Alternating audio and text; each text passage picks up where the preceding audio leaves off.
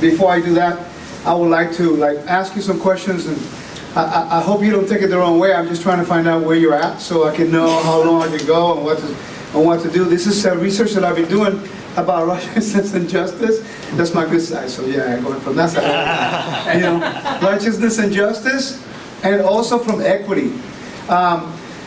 One of the things that I'm finding out when I study the Bible now is that the first century culture was extremely important for us to understand. It is extremely important, and many things that we don't consider is, for example, I'm going to ask you questions, and you don't have to answer them. It's just to provoke you to, for me to know. So I'm going to say, raise your hands if you've never studied some of these areas, okay? So I get an idea. These are the areas that I need to know if you've never studied them before. Okay, imperial cult in the first century. Raise your hand if you've never done that. Caste systems of Rome in the first century. Raise your hand. Honor and shame, we're learning that, right? How many types of Pharisees were there in the first century?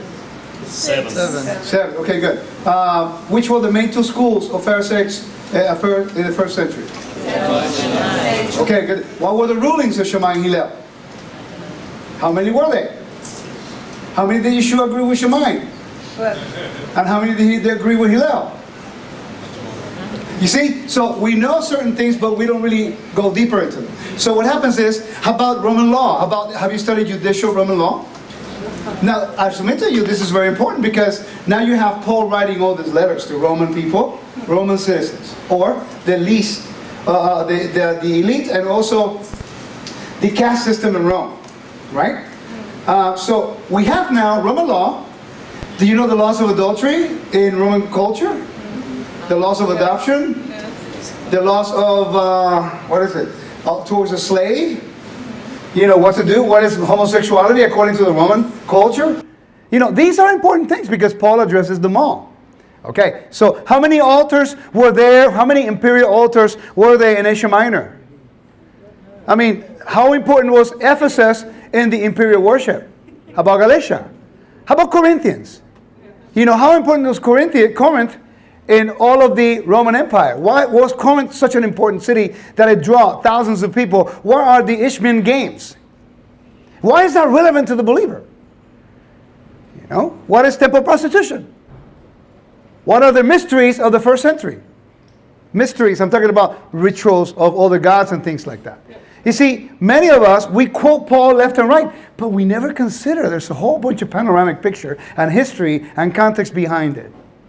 Will you agree with that? Yes. Okay, so in the 18 years I've been following Torah, I'm only 18 years old, you know, and I'm learning that there's a lot more that I still don't know. Some things I'm more interested than others. You know, I was talking to my brother, and he mentioned a particular topic. I said, you know what, I'm not really interested in that right now. Doesn't mean that I don't look into it. It's just that he says we are looking into different areas. We all have different areas. I focus on the areas that I think the Father has called me to teach on. You know, and then we go from there. We all have our lane. We have our lane. We have to learn to stay on each other's lanes and not to encroach in anybody else's lane. You follow? And that's something that's important. That's why in the Bible and in the tabernacle, they all had roles. They all had jobs. They all had, you know, things to do. The priest did one thing, but not all the priests were the same. The high priest could do certain things that the regular Levites could not do, and vice versa. And when the Lord says, this is your job, that was your job for life. You just didn't go and encroach on somebody else's life. You follow? Okay, so now let's talk about social system and the Torah, equity and justice of Elohim. All right? Now, question. In the ancient world, honor, like I already told you, I don't have to really explain this, it was the main thing. So remember, everything that I taught you about this now, he deals with this teaching right here to set the foundation, to understand really the audience that Paul was talking to, and what is really the issue. What is the core issue that is happening in the first century that is causing all of this division today? It's amazing. The letters of Paul have been utilized to create all kinds of denominations and division. But if you ask, you know, what do they teach us in theological schools? Did they teach you suzerain vassal treaties, grand covenants? Did they teach you about ancient enthronement ceremonies? Did you know that the book of Revelation is an enthronement ceremony? And it's also a temple text? Do you know that it's written in a treaty format? Have you ever heard about covenant lawsuit? The Bible talks about it. It's called Riv. You know, when God brings an accusation or an accusation against Israel, that is called according to ancient covenants. And this is historically correct, not an assumption. These are covenant lawsuits, the whole book of Revelation. The Great Tribulation is a covenant lawsuit against the believers and against the nations who attack the believers. You see what I mean? All of these things come into play in our study of Scripture. And I submit to you that only the text is never going to give you the full clarity. Why? Because the text was written to people who understood the culture. Good day, mate. That only makes sense to me now that I've been to Australia. Right? But when you start following Hebrew roots and you tell somebody, a Christian brother, shalom, and they'll tell you, are you Jewish now? Because that's the connection. That's what they see. So they're responding based on what they're seeing. You understand? So you know, if you say, good day, mate, you're Australian. Mate. You see what I mean? So therefore now we are identifying with one another. So let's say, for example, I'm walking by the way and I'm Puerto Rican and somebody knows that I'm the Puerto Rican. They have a key word. They say, oye, boricua. And immediately, because I know that only people who've been to the island know that word, that is not used in the mainstream in reference to Puerto Ricans. It was the original name of the island, Boriquen. So the people from Boriquen are called Boricuas. See, so therefore I'm walking by the way, oye, Boricua. Immediately I turn around. He's talking to me because I'm Boricua. Get it? Can we say the same thing about who Paul is talking to in the first century? No, we don't. Because we never consider the Roman Empire, the Roman... How come the Lord chose Paul to do the job and not Peter and any of the other disciples?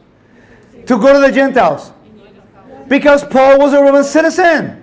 He was a Roman citizen. He was born in a Roman, under control of the Roman Empire. Thus, he understood the setting. He understood the laws. And he had free reign over the empire. And by the way, how about this one? How many of you have never considered Paul as an immigration lawyer? How many of you never considered that? Let me repeat that again. How many of you have never considered Paul as an immigration lawyer? That's exactly what he was. According to the law, a Pharisee. In other words, he understood the law. He also understood the Roman law. He was raised in it. So here the Father chooses through Yeshua this man who is the best equipped to take the message to a Gentile people. Because he understood them. He lived and was born amongst them. You see what I mean? Now I took Acts 10, right? And Acts 15 to answer the question on Galatians. Okay, Galatians has been an amazing book of controversy for many people. There's a guy that I know, a really good teacher. He's amazing. He did a great work on the book of Galatians. Someday I'll see him again. I don't know where he's at anymore, but he's an incredible book. If you can get it, please get it, all right? What's his name? I don't know. He just lives in the middle of nowhere. And anyway, let me move on. So what happens is that, he did a great work on it and one of the corners of the earth. But anyway, it was great light into understanding context. And then from there, I kept building more and more and more. And I'm so grateful because then I got to see something in a different perspective. There's like a square and you see all kinds of different angles. We see the sides, but we never see the corners. And in the corner, you can see all sides. Get it? That's what I'm trying to look for. So now, I took Acts chapters 10 and Acts 15, and I told a friend of mine who's a lawyer in Puerto Rico. He's criminal law, very good one. And I said, I need a favor from you, Francisco. Can you do me a favor? And I said, would you look at Acts 10 as the legal precedent of the legal case in Acts 15? See, we never looked at Acts 15 as a legal judicial case. If you think about it, James made final judgment. He was the judge at that meeting. They had a witness, Peter. Who was the witness in regards to? Cornelius. Right? And who was there to see it? Cornelius. And how many other men were with him there? 6 more people. So total 7. Right? So we always know about Peter, but we never think about the other 6 that were with him. But yet in chapter 11, of the next of chapters of the book of Acts, it tells you exactly how many were there. So I told my friend, I said, would you do me a favor? Study actually Numbers 15, right? Verses 10 all the way to 16. I want you, because it establishes the command, the law. What God decreed, boom, is law. Boom, done. Take Numbers 15 as a foundation, just like a lawyer, a judicial Supreme Court justice. He will take the Constitution and everything stems from that. Right? He's not trying to create new laws or change them. He's trying to interpret the law. All right. So Paul now, and I told him, please take Acts 10 as a legal precedent to Acts 15, the judicial case in regards to what's going on in Galatians. But you must use Numbers 15 as the law and Deuteronomy 17 as to the procedure to give authority to them to make that judgment. It's not that easy, is it? And we throw verses, and we throw theology, and we say, oh, in the Hebrew or the Greek, all the stuff, ladies and gentlemen, is more to the piece than we see. I'm only submitting to you there's more angles that we got to look at and put it all together. That's all it is. That's the fun part. So he went and looked at it. He actually did the research for me. And he goes, Rico, this is a serious matter because Acts 10 is the legal precedent of Acts 15. And by the way, how do we know? Because it was declared as a judgment, and then James sent a letter with the witnesses all over Asia Minor telling everybody about Paul and what he was doing. That means that they endorsed Paul in the gospel. That means they were all in unison with what was going on. That is revolutionary. So what was the message? What's really what made the difference? Because if you talk to an Orthodox Jew, they will not accept Gentiles to come in just like that. First, you got to do the Noahide laws, and then you got to prove yourself you're serious, and then they tell you you don't need the Torah. It's not for you. We don't want you. Say, well, I want. Okay, come on in. You know, that's the procedure. That's the way it is, and that's the way they do it. That's the way they do it. Now, the Torah speaks something different. Tells us something different. So why is the gospel such a revolutionary thing in the first century? I mean, think about it. People were turning in droves. Turning to the Elohim of Abraham, Isaac, and Jacob because of Yeshua. What is it about Yeshua that turned everybody upside down in the ancient world? I submit to you that it was about what I taught you yesterday and taught this morning. Righteousness and justice, equity and honor. So let's find out. The caste system in Rome. See, the Torah set a precedent in the ancient world for its justice to the people of the kingdom. A fair system under a legal document with equal rights or equity for all. How many of you have never read, let me ask better yet. How many of you have read the laws of Hammurabi? 1, 2, the laws of Hammurabi. Okay? The laws of Eshnutna. The Hittite laws. Well, wait a minute. The Torah is a legal binding document. And the Torah was written during the time when the Hittite Empire was in full swing. And it's interesting that they used to write documents. If I come in covenant with you, my brother, then I get a copy of the document, you get a copy of the document, and it was also written in the Akkadian language, which was the international language of his day. That way you will keep a copy, I do, and all the nations will know that we're in covenant together. Right? So now we read the Torah as a religious document when in fact it's a legal binding document and a legal binding treaty and a constitution. How do I know? Ask me, Rico, how do you know? I'm glad you asked. You see, the reason why it's supposed to be binding is because the laws are binding as long as the king lives. Right? If I give you a house, right? And we're in covenant together. Or let's say that you owe me $2,000 whatever dollars, right? And God forbid, let's not use me as an example. I don't want to die. Anyway, somebody out there owes you, you owe them like $10,000, right? And there's a contract only between you two. And that person dies and he has no descendants. Did you owe him anything after he dies? No, there's no contract. He died. There's no one else who can claim it. Here you get an estate and you still owe the estate. Thank God the Torah is not like that. Okay, so now what happens is that Abraham, Isaac, and Jacob get a gift. It's called the Grant Covenant. And they get a gift.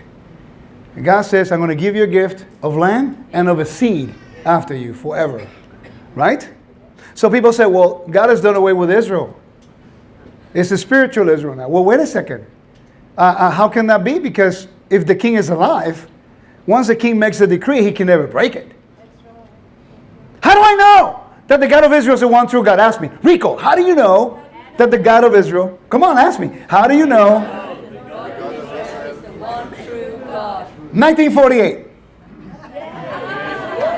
Simple answer. Israel returned to the land. Oh, but Rico, a lot of those people, I don't know, they're just Zionists. That's not really... Wait a second. Wasn't there a king of Persia who sent back the Jews? The Lord used a pagan king to send back Israel and build a temple. It's established a biblical precedent. It doesn't matter how they returned, the fact that they did. So therefore, if God gave a covenant to Abraham, Isaac, and Jacob, that they will have a piece of land and a seed after them forever, and in 1948, they come back after 2,000 years of dispersion, annihilation, persecution, and all kinds of stuff, that only proves that the God of Israel is true. It's the only nation that have had that. Ever. Don't get excited, it's okay. You don't understand. I mean, this is very significant. They come back to the land in 1948 and no one celebrates? Oh my, you know that the whole evangelical world changed after that? Even orthodoxy, the Hasidim had to change because they believe, no, only Messiah will take us back to the land. Even to this day, many return because they don't want to return because of that. But then all of a sudden, Israel returns and they go like, wait a minute. Oh, no, that's not really the plan of God because it's a democratic, it's a secular government. Wait a minute. When Cyrus sent them back from Babylon, from Persia, does that really count then? Because it was a pagan king that God used to fulfill his promise. You see what I mean? So therefore now we have all of these elements that we study in history and geography, but we don't do that. We just take a verse here, a verse there, a verse there. We don't know the answer, the question. We don't know the audience. We don't know the problem. We do not know the culture. We don't know the worship. We don't know the language. We don't know the idioms. We don't know anything about the Galatians. By the way, did you know that Galatia was actually made up of half of them were Celtics people? They migrated from the north to the south. And it's interesting that Paul basically ministered to a lot of people from the southern part of Galatia versus Peter, who ministered to the northern part of Galatia. Why the difference?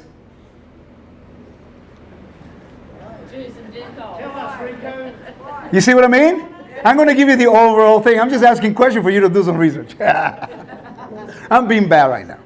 So, in the Torah, when you read the laws of Hammurabi, you find something amazing. Many people who are minimalists, repeat this with me, minimalists. That's what a lot of the scholars became.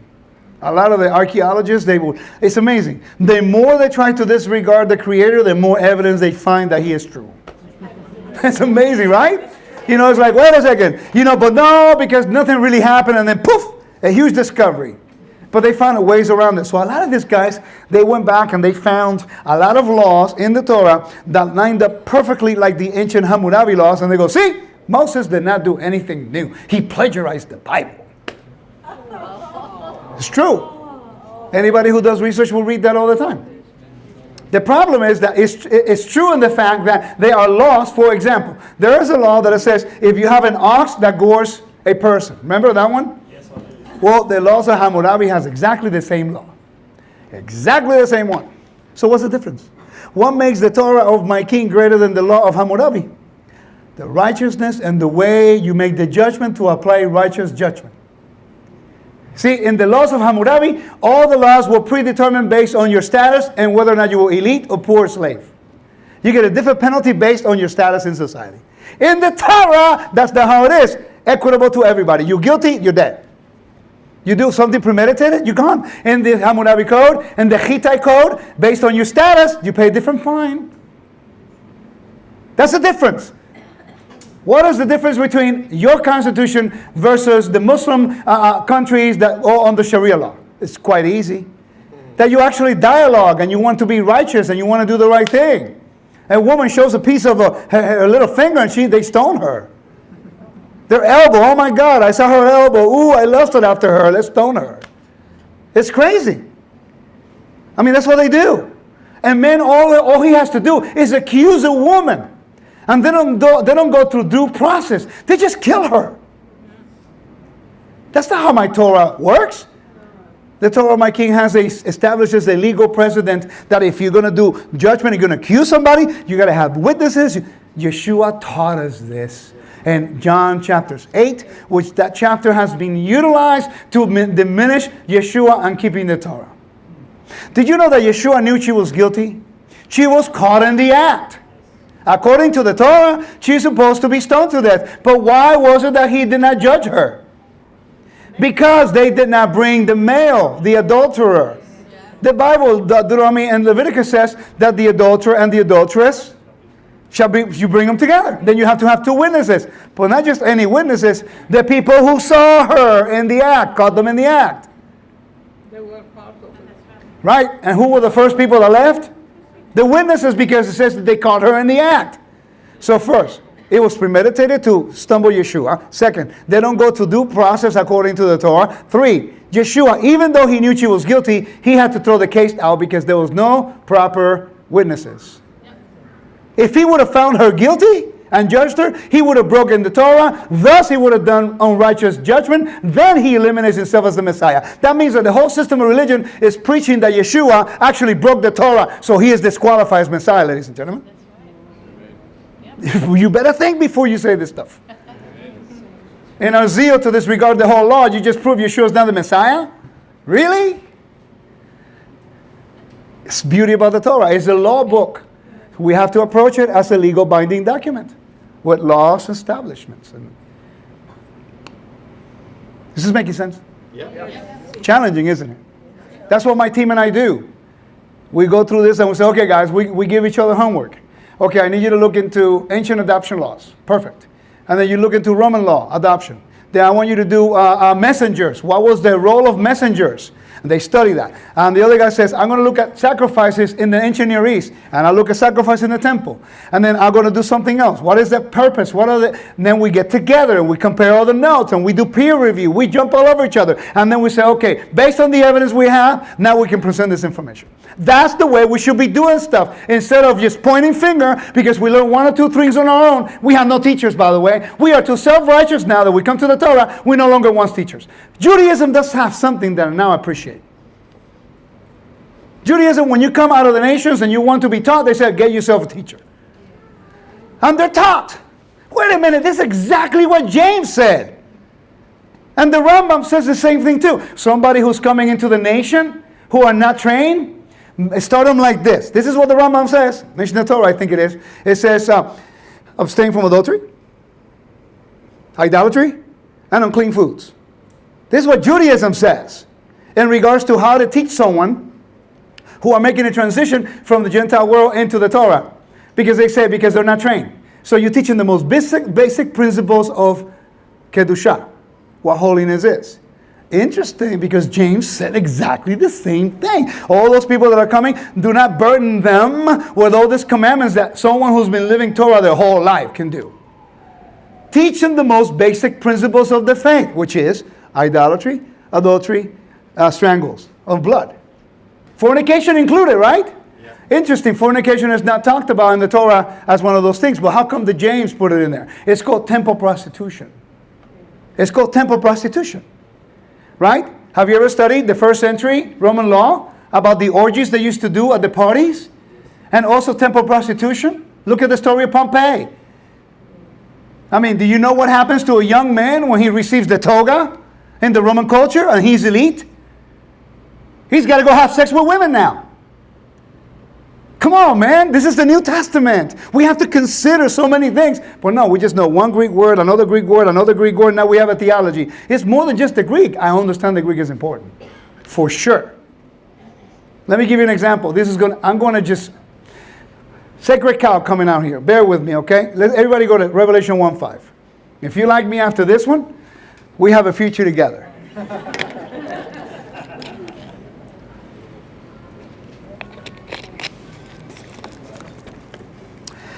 And I want you to get as many versions as you can because you're going to see a difference. By the way, ladies and gentlemen, I'm not saying this to pretend that I know more than you. That's not my intent. I'm just trying to make us to realize that there's so much for us to learn instead of just shaming one another about some pet theology that we have, and and then later on we find out that we were wrong. You follow what I'm saying? And the problem is we no longer have teachers. We don't learn from one another. We try to tell one another what to do. Okay, so let's read chapter 1, verse 5, okay? I'm going to read it. And some versions is going to sound different. If I find the Revelation, I'll get there sometime. You having a good time today? Yeah. You feeling a little challenged in a good way? Remember, if I'm wrong in something, I don't mind changing it, okay? I'm just sharing what I'm learning. Is that fair? Yeah. I'm not imposing it, I'm only sharing it with you. It's up to you to verify it. And if it's right, then you must change. Not because I said it, but because it's true. All right, Revelation 1:5, it says this. And from Yeshua the Messiah, the faithful witness, the firstborn of the dead, and the ruler, how many of your Bible says prince? 1, 2, prince. Prince of the kings of the earth, right? How many of your Bible says prince? Raise your hand. So, and some of them say ruler, the other one says prince. Okay, great. Now, watch. It gets interesting. Please don't attack me. Okay? I want you to, those who speak before hearing a matter, it is foolishness to them. I have to go there. I'm sorry, because this is really important. All right. It says, to him that loved us and washed us from our sins in his own blood, right? But in every version it doesn't say that. In some versions it says freed. How many does it say freed? There you go. Another one says released. How many says released? How many does it say washed? It's not washed. It's released. Ladies and gentlemen, if I play a video to you of what washing in the blood represented, this comes from the ancient Near East. And by the way, this is not assumptions. These are facts. Okay? In the ancient Near East, this is what they used to do. They believed that if this is the temple right here, they used to smear the blood of their animals to protect them from demonic possessions. This is very important. So they take the image and they smear the blood on the image. They smear the blood on the door of the temple to protect them from evil spirits. They believed that a woman on her menstrual cycle was being attacked by demons. They believed that a male in a night emission, seminal emission, he was having sex with demonic spirits in the middle of the night. They believed that it's this mold, black mold on the wall, whosever room that person was going to die. They believed this stuff. They believed it. I mean, the Bible talks about Torah, do not sacrifice to demons, but it doesn't mention anything else after that. Why? Because the whole world was set up upon being attacked by demonic possessions, and they were serving their gods, hoping to get favor and some kind of protection. So, this is what they would do. And the Hittites, they would get under a sheep or a piglet, and they will pray to their God, and they will pour the blood of them all over them, and they will wash in that blood for protections over demonic spirits. The Greeks did the same thing too, and also Imperial Rome. So that means that apotropaic worship underworld deities, they were always worried about demonic possession. So therefore, they would always use the language, we wash in the blood of this god or this animal so that you may protect me from demonic possession. And their temples was, the blood and the sacrifices was not to atone. It was to protect from demonic powers. The Torah is completely different. The Torah tells you that the tabernacle is profane, is defiled, because of the sins of Israel, not because of demonic possession. Completely different. How many of you did not know that? Raise your hand if you did not know that. I'm shocked, right? So now we are using a language that is so well known, that deals with ancient Near Eastern underworld gods. When in fact the text says freed or sprinkled. Because in the temple, Moses took half of the blood and he sprinkled the altar and he sprinkled the people. Because the blood represents now the indexing, the connection between the power of God and the authority of the Lord and the people. That's a direct connection. That's why the blood is so significant. It's always either poured on the altar or sprinkled in some corners. But the word washed I don't know if I'm wrong. I haven't seen it yet in my 18 years of study in the temple. You don't see it. Sprinkled. Sprinkled, sprinkled, sprinkled. I submit to you, do your research a little bit on this. Make sure that it's correct. If you go to my Facebook, you can see all the evidence there. And Revelation 7:14 talks about wash. It's talking about cleansing of the garments, not washing your whole body in blood. It's two different things. Am I destroying your belief system? No! I'm only letting you know that in our zeal to want to do certain things, and we have inherited certain things that are not lining up with the Bible. You don't see it. We have been sprinkled. Then go around the Bible and look for the word sprinkled by his blood. Sanctified by his blood. Not washed. Paul would never use that language in reference to Yeshua because it would have been a complete connection to the gods of Rome. And that would be an abomination. You're not supposed to worship the God of Israel the way the nations worship their gods. You see what I mean? Sometimes in our desire to do the right thing, we are inheriting language that is causing us to stumble. But we don't know that. I didn't know that.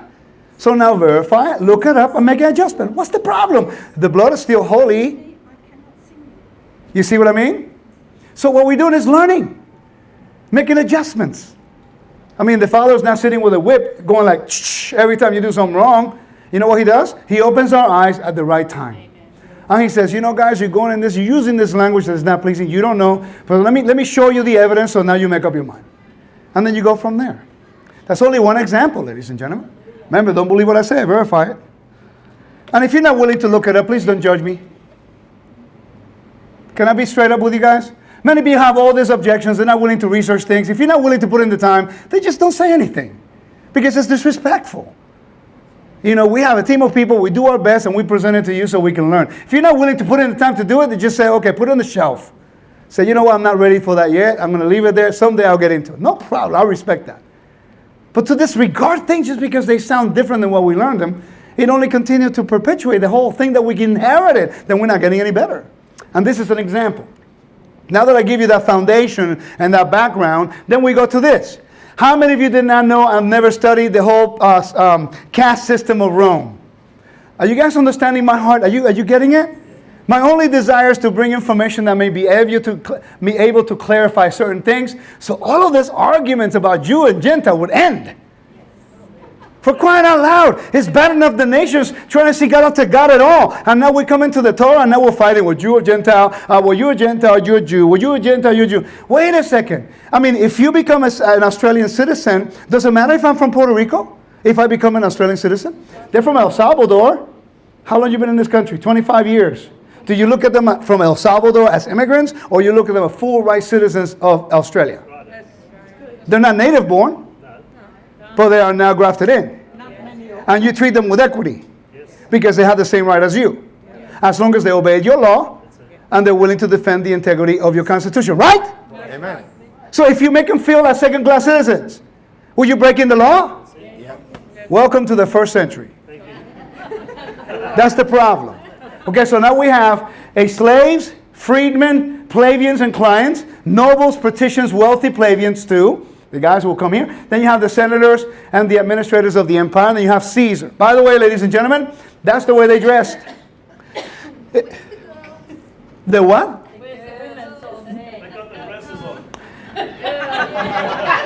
Well, if you want to know about the, if you want to know about the girls, you're going to get really depressed. Seriously. Because in Roman Empire, a woman was known by what she wore.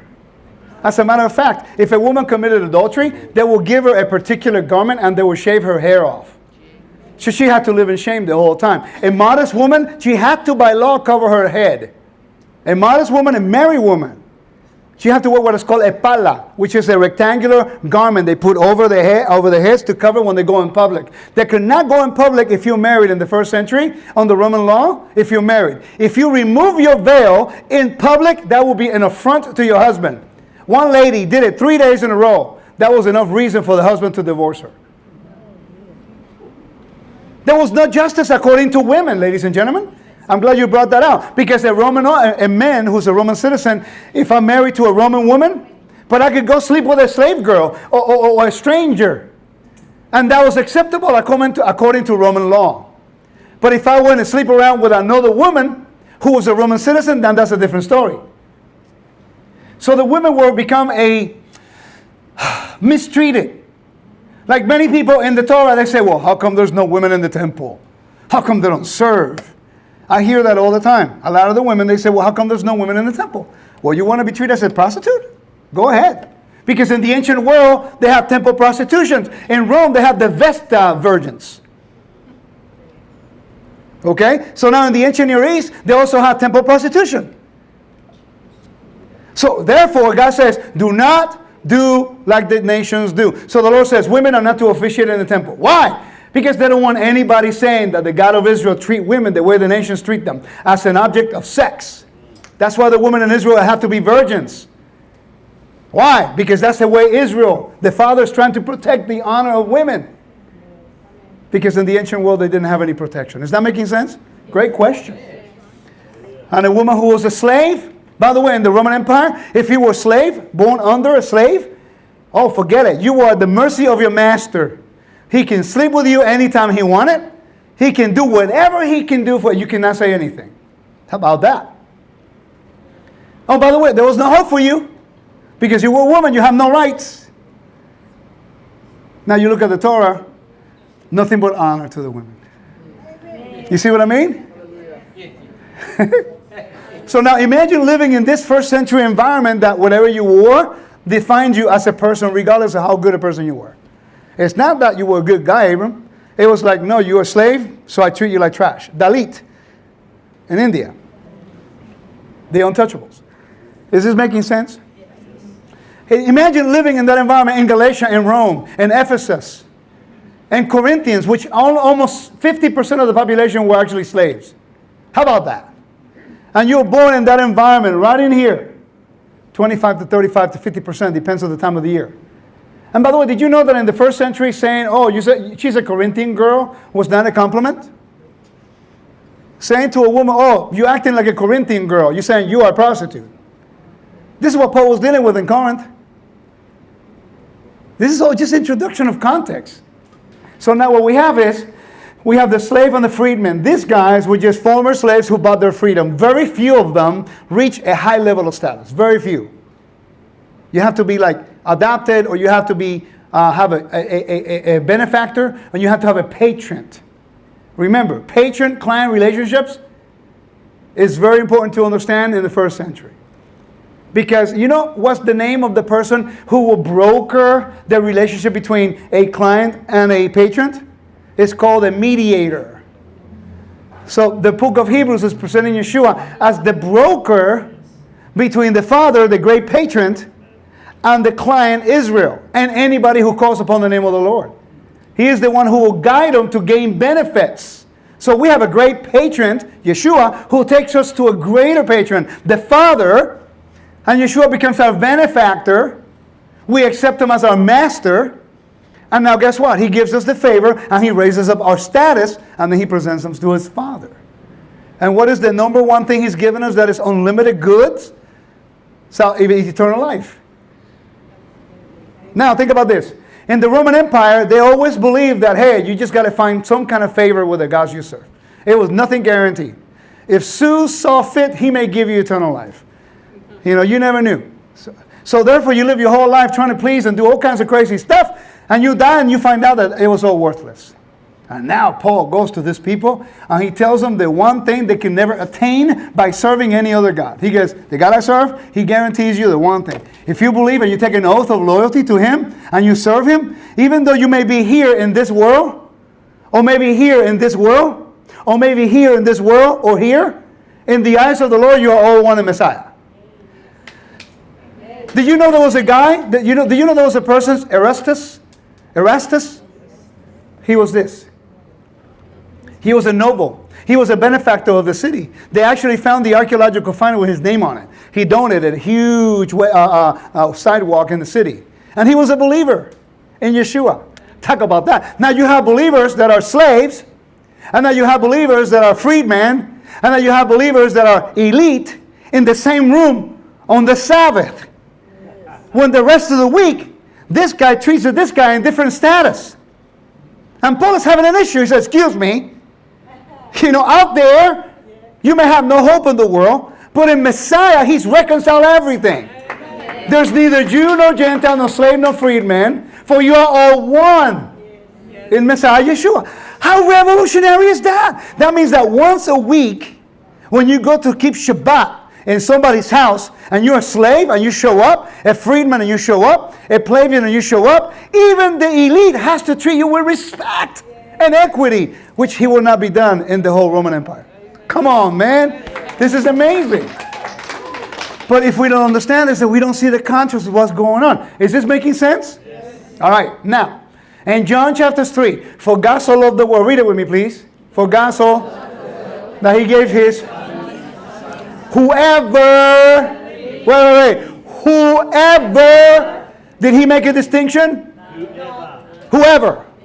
I'm a whoever. Right? Man, that's awesome. That the God of creation creates everything. He says, I don't care who you are, what you look like, what your color is. If you call upon me, I will answer. And then religion comes in the picture and ruins everything. No, if you are a Pentecostal, an Adventist, Jehovah's Witness, or this, then I'll hear you. Or Messianic, or Hebrew roots, or Ephraim, or whatever you want to call it. You know, oh man, we are That's why I'm trying to bring you back to the honor of the Lord. So that I don't care who you are, we treat each other with equity. At least on his day when the kingdom, why? So the kingdom will know, wow, you treat those people well. But I'm not being treated well where I'm at. What do you do that's different? Oh, let me show you the commandments, the law of my king. Look. He shows equity. You know, in the wilderness, even though we disobeyed, he gave manna to everybody all the time. Yes, that's right. I mean, not more to Moses. I mean, if he would have given an extra omer to Moses, I don't think people would have complained. This guy had to deal with the crazy guys for 40 years. Have a little extra for Shabbat. No, Moses got the same as everybody else. Aaron had the same as everybody else. Different roles.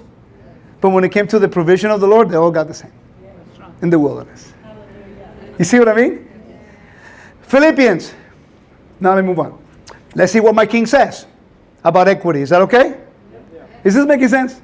It's a little different, right? Okay, good.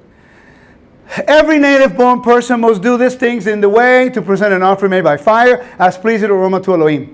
If a resident foreigner is living with you, and whoever is among you in future generations, and prepares an offering made by fire as a pleasing aroma to Elohim, he must do it the same way as you do it. You don't change anything.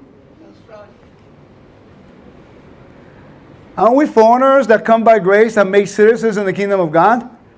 He just told them we can't change anything. We do it like they do.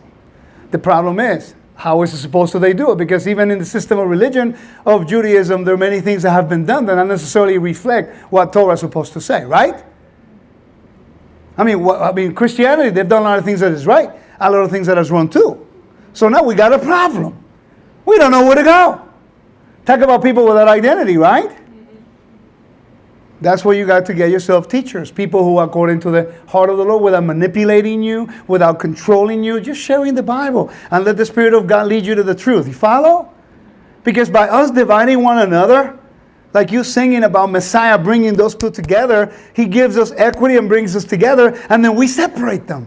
And here's Messiah bringing us together, and then we separate them. And he continues to come together, and we separate them. I mean, the Bible says they're native born. One law, read it with me. One statute must apply to you who belongs to the Kahal, the congregation, and to the resident foreigner who is living among you as a permanent for your future generations. You and they will be alike before Elohim. So let me get this straight. Now I know why the Lord extended righteousness to Ruth. And why is it that she was allowed to pick the corners of the field? And even better, Boaz told everybody, leave her alone. Don't even touch her. By the way, do you know how significant that is? I was talking to my brothers on the way over. Because she had no rights. She was a foreigner. So therefore now she can still get something to eat.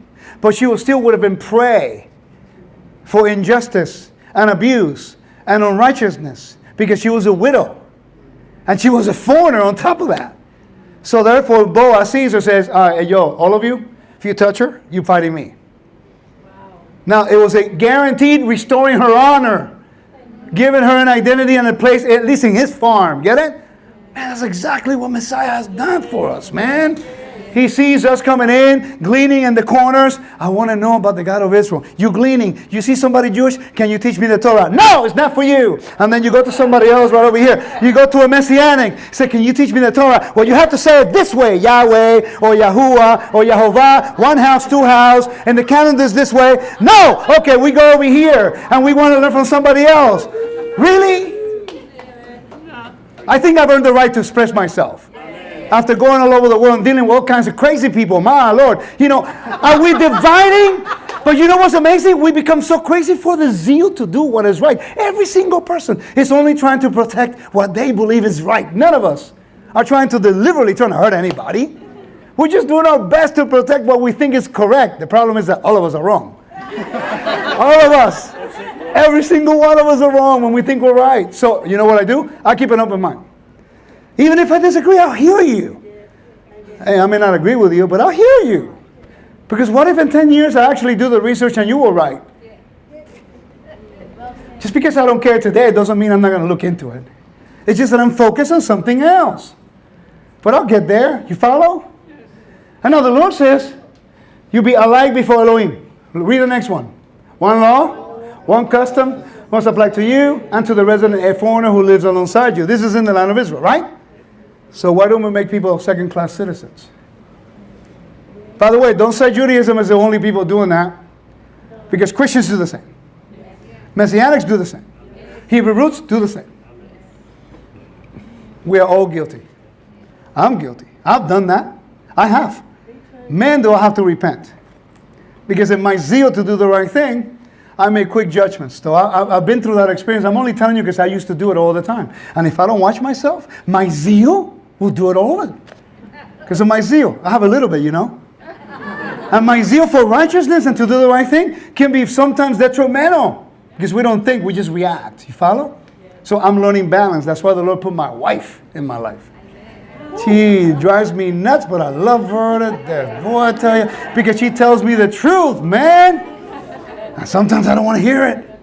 And she tells me, well, you know, I'll tell you the truth. Yes, baby. And then I think about it. And the more I think about it, I go, man, she's right. You know how hard it is for men to say, she's right. I'm being honest, man. So, okay, would you agree with me that the king established equity? Yes? Genesis 18. What is the mandate of Israel? I thought about that last night. But some of you were not here. Okay? But Abram shall become a great populous nation, and in him shall all the nations of the earth be blessed. Read it with me, please. For I know that he will order his sons and his house after him, that they will keep the way of the Lord, to do justice and judgment, that the Lord may bring upon Abraham all the things whatsoever he has spoken to him. So we already learned last night that our duty and our mandate is to do righteousness and justice. Mishpat v'sadakah. And we explained on that last night, right? Helping the homeless, the widows, the strangers, and reflect the character and the integrity of our King. Just like he did. All right? So now we know our mandate, and now we know the equity. That's what was established. Okay. Exodus 22. And I need to touch on this to continue. Okay? And you shall not hurt a stranger, nor afflict them. For you were strangers in the land of Egypt. So wait a minute. How many times, if anybody can tell me, and I don't remember, that's why I'm asking, does the Bible say, do not forget that you were strangers in Egypt? You see that all through the Tanakh. Why is that? So we will recognize compassion and righteousness. Just like he took care of you when you were strangers, when you were oppressed. Don't oppress somebody else. You were oppressed in Egypt. You had no rights, man. The Egyptians were just subduing you and not treating you as a human being. You were a slave.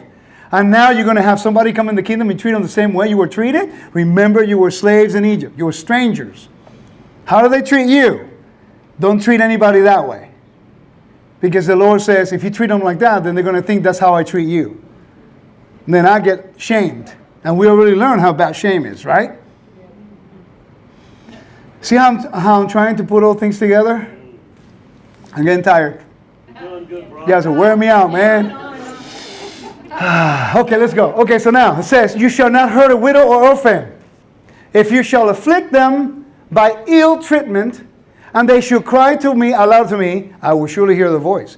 I will be very angry, and I will slay you with a sword, and you and your wives shall be widows, and your children's orphans. I don't think I want to do that. Because if I do that, then I'm showing the injustice in the God that I served. Okay? All right, let me move on. Here we go. Oh, now we go to the legal precedent. Let's go to Peter, right? Peter 10, verse 34 and 35. Can you read it for me, please? 1, 2, 3.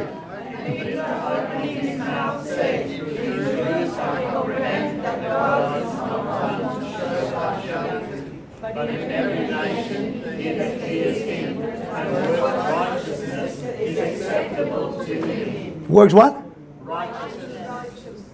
There's none about commandment keeping. The Torah, when you keep the commandment, it teaches you the acts of righteousness, the works of righteousness God requires of you. If you're learning Torah and you're disregarding the widow, the strangers, and you are treating them badly, you're not studying Torah. Because that's not what we see in the Torah. We see equity and justice. Right? So now Peter recognizes that, whoa, we got a problem, guys. There's a law in Israel. Where is it? Can somebody find Acts 10:28, please? Acts 10:28.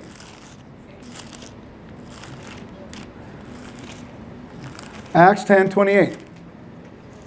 Got it? Can you read it for me, please, real loud? Will you please stand so they can hear you? Because And he said unto them, Do you know how that it is an unlawful thing for a man that is a Jew to keep company or come unto one of another nation? that's right. Okay, so it says, But God hath showed me that I should not call any man common or unclean. there you go. Let me repeat that for some of you who didn't hear that. He said to them, you know how unlawful it is for a Jewish man to keep company with or go to a man of another nation? But Elohim has shown me that I should not call any man common and unclean. But wait a minute, how unlawful it is for a Jewish man to go to a man of another nation? Wait a second. I don't get it. That's not what Numbers 15 says. It's not in the Torah. And that's not what 18 says. So wait a second, what's going on? Have you ever read the rulings of Shammai in regards to Gentiles? The law of the land at the time? Shammai was the leader of the Sanhedrin council. After the destruction of the temple, a lot of the rulings of Shammai were thrown away, and now they live by Hillel's rulings. And one of them was that it was illegal for a Jew to either buy oil. Rabbi, correct me if I'm wrong, because I know you train on this. Okay? And the Mishnah talks about that, and the Tosefta talks about it too. Pishka, I think it is. I can't remember. But it talks about that you are not to buy oil or bread or eat with a Gentile. By the way, in modern Judaism, they will not eat with you today. That's right. They will not eat with you. It can be kosher. But because you're not Jewish according to their standards, because when you say he's Jewish, it means a Judaism. Remember that. Now, can I have that bottle real quick? Please? Oh, never mind. I got one right here. Apologize. Okay. If this is a bottle of wine, and you got to understand this is the way they live. Don't take it personal. If this is a bottle of wine, and you have a rabbi, right? And I'm not Jewish, and I open the bottle, he will not drink of it.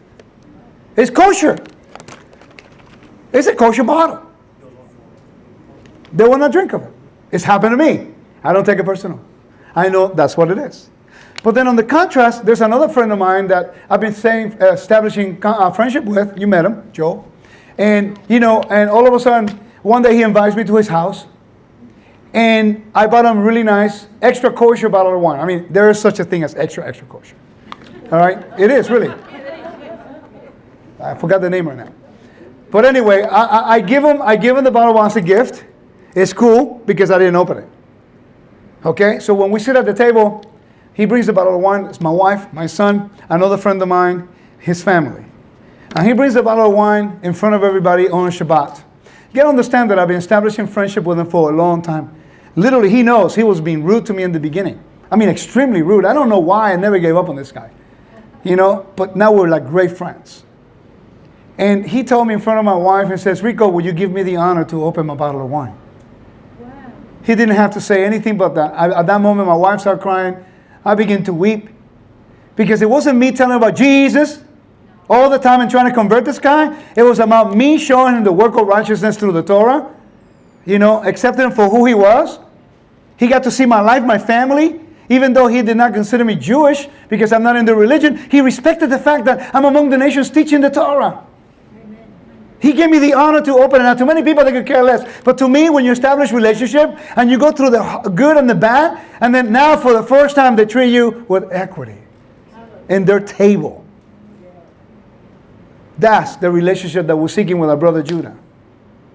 But it comes through an example of doing the works of righteousness, not with the agenda of trying to convert every Jew we see. When we don't have things figured out ourselves. And we have chaos among us. You understand what I mean? I've been on the other side of the equation. Friends of mine that I open the bottle of wine, they don't drink it. But you know what? They mean no harm. They are defending what they live, what they know. So I just laugh, no problem. I'll open another one. I like this one anyway, so I open it for me. You know what I mean? I don't take offense to it anymore. Did you know that's the problem, Mark 7? Mark 7 is the same problem. So now we have here, in the story of Cornelius, we have a law who is keeping away a person like Cornelius. Let's go to Acts chapter 10. Verses 3, 4, and 5. It says, 2, I'm sorry. A devout man, one who feared Elohim, and with all his household, and gave alms generously. Is this making sense? It says, gave alms generously to the people and pray to Elohim always. This guy was praying at the hour of prayer. That means that he is praying like the Hebrews. Gerter Shav, okay, a resident alien. He's a Roman citizen. He's a captain of the guard. This guy could have gone to jail and treason for Caesar. Being loyal. And listen to what the angel tells him. In about the 9th hour of the day, saw clearly in a vision an angel of God coming and saying to him, Cornelius. And when he saw him, he was afraid and said, what is it, master? And he said to him, your prayers and your alms have come up for a memorial before God. In other words, your prayers and your sadaqah have come before the Lord. That means that this guy right here, who the system of religion at the time did not want in the kingdom, he is doing exactly what God told Abraham and his children to do. So the system at the time is keeping those good people out. When the Lord says, no, if we find those, bring them in.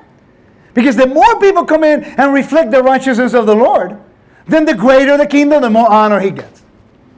You see, one thing is a Jewish person being born in the religion, you are bound by covenant the moment they put that circumcision on you. The moment you're born 8 days, boom, they didn't ask you. You're born, boom, circumcised, you're in covenant. Because of Abraham, Isaac, and Jacob. They have a huge responsibility to uphold that covenant that they have inherited, ascribe honor. See? So they're bound to the covenant from the moment they're born. But how about the Gentiles? They chose to submit to something that did not belong to them. And you mean to tell me that this guy prayed to the Lord always, remember crying out? And he's doing good deeds because he doesn't have to. He's a Gentile, but he's helping your people. He's doing righteousness and justice. He's extending equity. Even though he's a Roman soldier, he's a Roman citizen. He has more right than the Jews, more rights. Still, he says, I will pray to your God and I will help you in your time of need. What can I do for you? I'm going to take my position in the Roman citizenship and I'm going to take what I'm getting to you. But yet the system doesn't want him. The king says, I'm going to overrule because I'm the king. And the Spirit of the living God falls on his family. The Spirit of God basically is the seal of the Lord. Have you ever studied ancient seals in the ancient Near East? Fascinating. You got to. Ephesians chapters 1 verse 13, 14 tells that the Spirit of God is a guaranteed of your down payment into the day of redemption. Right? Once the king seals something, no one can take it away. When the king seals something, this is what they did it. They use clay, wet clay, in the ancient world before wax. They used to use cylinder seals, and they put clay and water, and then they would take the cylinder seal and they go like this, zoop, and then they have the seal of the king, and then there was a ring, and then there was something else, right? Did you know that if somebody would open that seal, that would be an affront to the authority of the king, and by law the king could kill him? Because he's not authorized to do that. Only the messenger or the intended recipient of the letter can open the seal. Book of Revelation. Yes. No one could open the seal. No one could open the seal except the one, right? You see what I mean? They're right. Right. So therefore, you know what I mean? Now it makes sense. So it's interesting. The king of the Hittite Empire, he was so worried about security of the city, that was his job, that he will put the seal in the evening on the gate. If that seal was broken in the morning, the guards will die on the spot, because they did not do what they're supposed to do. But wait a second. There was a gentleman called Pinchas in the tabernacle. And when Cosby and Zimri came in to profane the camp, they didn't go in the tabernacle. It was actually a little tabernacle outside the tabernacle, like a little tent. And they were doing temple prostitution there. And they were submitting to all the gods. But why is it that the Lord says, oh, you found favor in my eyes, I'm going to make a covenant of peace? He just killed 2 people. How can you explain that? Because Pinchas, if you continue reading, I think in 1 Kings or Chronicles, Pinchas was in charge of the threshold of the tabernacle. His job was to preserve the sanctity and holiness of the camp. If he did not do that, then he would not be living according to his mandate. He would have carried the penalty of those 2 people bringing, defilement. So therefore, he stood up for the honor of the Lord by not allowing those 2 people to profane it with things that were not ordained by him.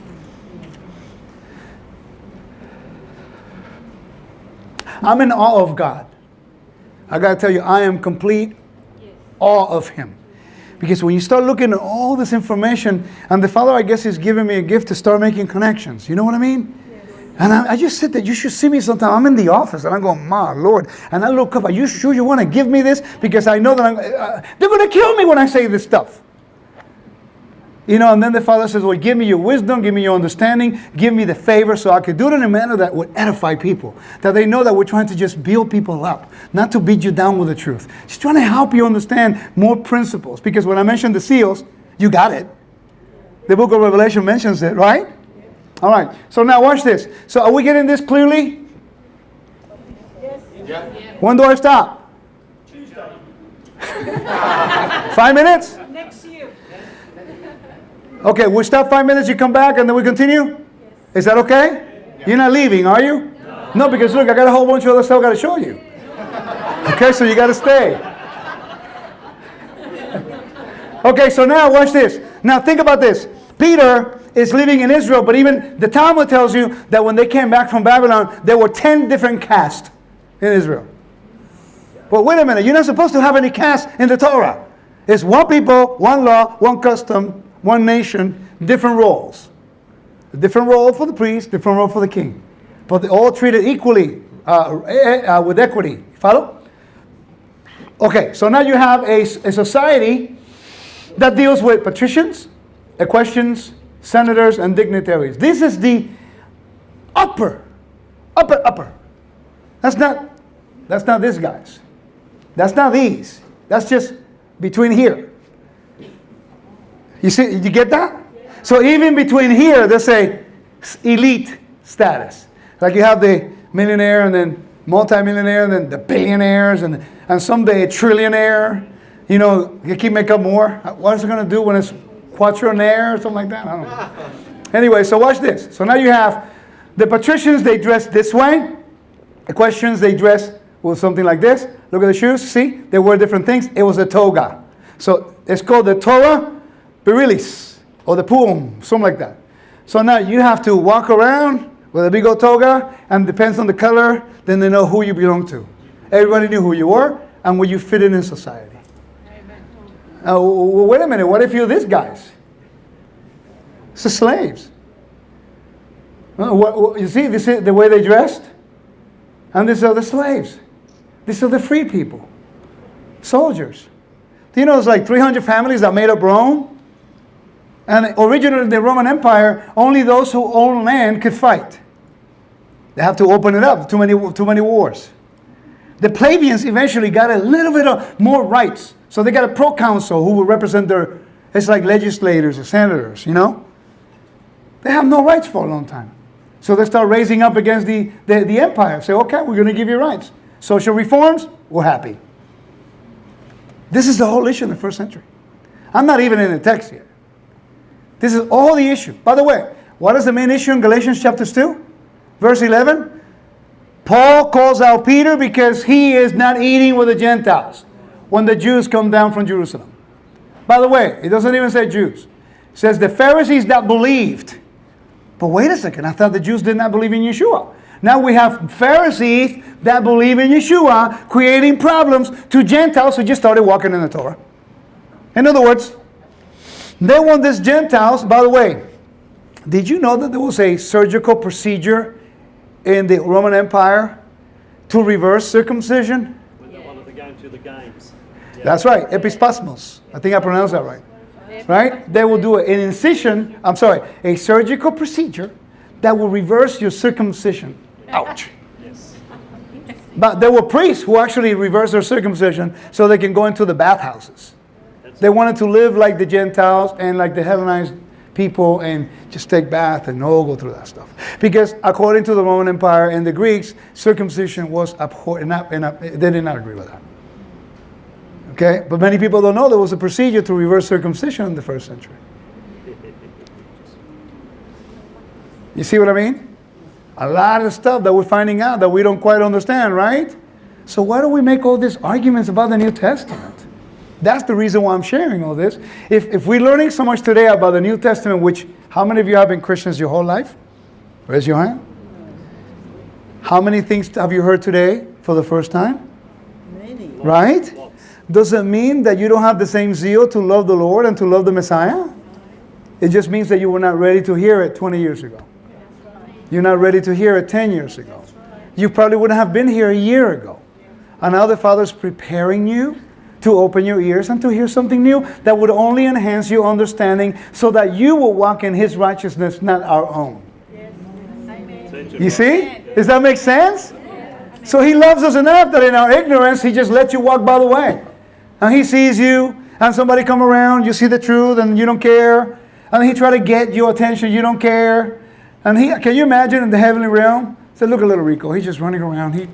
Poor guy, he's wounded. Just wait, let him hit his head against the wall a few times, he'll come back to me. Sure enough. And when I came back to him, and then He measured my heart. Then He tested me. And then He tried to find out, is he for real? He already knows the end from the beginning, but He needed to make sure that my commitment, what is it? When He saw that I was really serious, then He says, okay. When He sees that you were really serious, then He says, and then all of a sudden, somebody would have told you about Yeshua. When you pastor in a church a long time ago, you have 1 Corinthians and Galatians and Colossians and all the typical verses. Send the email to that person and says, don't talk to me about it anymore because the law's done away with, right?